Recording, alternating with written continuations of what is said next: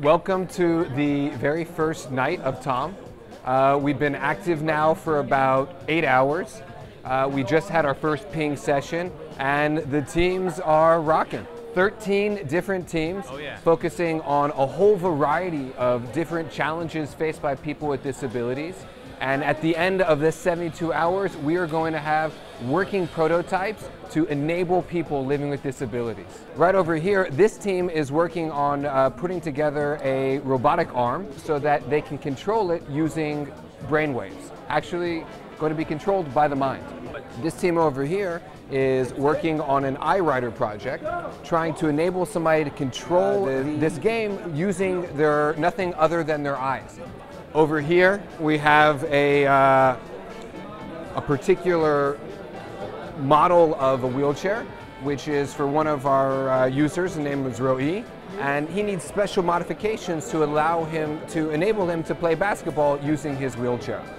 Over here, we have the cafeteria, and it's getting late night, so there might be a couple of beers thrown back. Sometimes the best ideas come out late at night. Olam is a children's rehabilitation hospital in Jerusalem, so we're really excited to have a whole team of their top people here.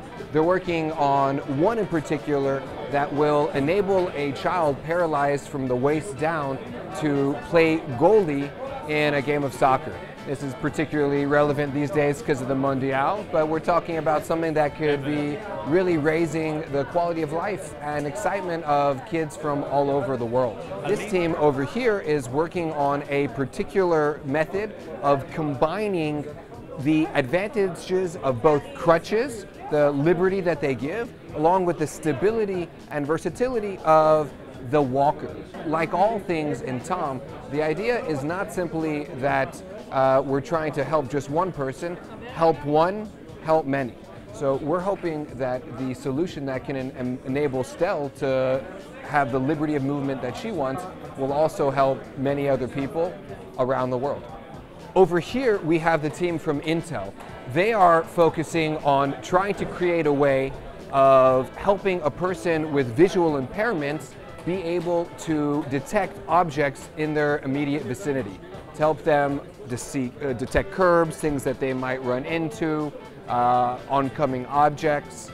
And of course, like all teams in T.O.M, they've already begun to meld between. There's no longer just people from Intel, because at T.O.M we're really focused on what we call collaborative competition and spontaneous structured creativity. We're trying to find a way of bringing together exceptional people and using the broad knowledge and skills that they have to make. This team over here is focusing on what we call ALS-FRS. ALS is as well known, it's a very degenerative disease. However, there's no real clear methods for measuring current stages of ALS. It's a very haphazard and subjective understanding. So this team is trying to map the different symptoms that occur to people with ALS. Come follow me over this way. I want to show you the rest of the make space. Over here we have one of the bigger 3D printers from one of our top partners, Stratasys, one of our top supporters. It's already working on a number of different projects. We brought together a whole bunch of projects, and that's now going to be preparing these parts for about the next 4 hours. So we then, after it comes out of the big Stratasys printer, bring it over here. You stick your hands all the way inside here, turn this puppy on, and now I use this foot pedal, and you're able to begin cleaning the device from within. It's a high-powered blast, and we have this wiper. It's really amazing stuff. So really happy that y'all could join us for a little bit here. Got to see just a small portion of the equipment that we have and a small portion of the exciting work that the teams are doing. Come back later and we'll show you the rest.